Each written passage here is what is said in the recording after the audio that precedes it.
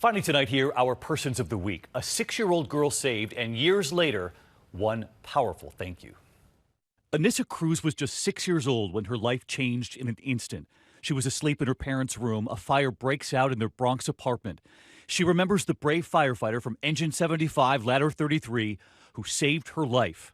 He's right there in the middle. She never forgot that night, nor has that firefighter who we went to find too. It was about 2 a.m. that night when we started to feel heat in the room. We arrived at the location and we had a pretty good indication of a working fire. I remember my mom waking me up and she didn't say anything. I just said, "It's hot." And she took a quilt and she threw the quilt over me and she said, "Just stay under there." We got to the apartment door. My mom remembers the door opening and her seeing the flashlight. The first person that I came upon was Anissa's mother. She remembers them grabbing us in her arms and pulling us out. She was indicating to me that her child was still there. I remember vividly sticking my foot out, my arm out, and then sticking my forehead out because it was too hot and it was too overwhelming. I was able to scoop her up and get out of the apartment. This young girl was in my arms, had suffered burns, and she was a child.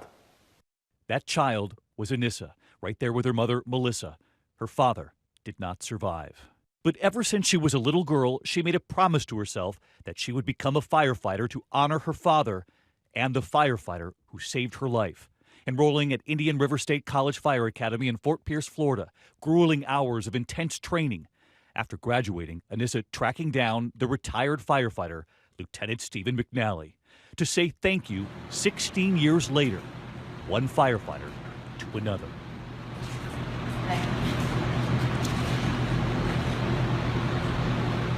My last memory of her was that night and that fire and her in my arms. And to see her walking in that door was just, was really special. I remember holding him and I remember shaking and I remember feeling his heart beating against my chest and thinking, I don't know whose heart is pumping harder. I don't know if it's mine or his. Writing his name in her fire helmet. She's an inspiration. He gave me and my mom something that not many people can give somebody, and that's that second chance. If I could do that for somebody the way he did that for me, then that'll be the best feeling in the world. And so we choose Anissa Cruz and Lieutenant Stephen McNally. We needed that. Good night.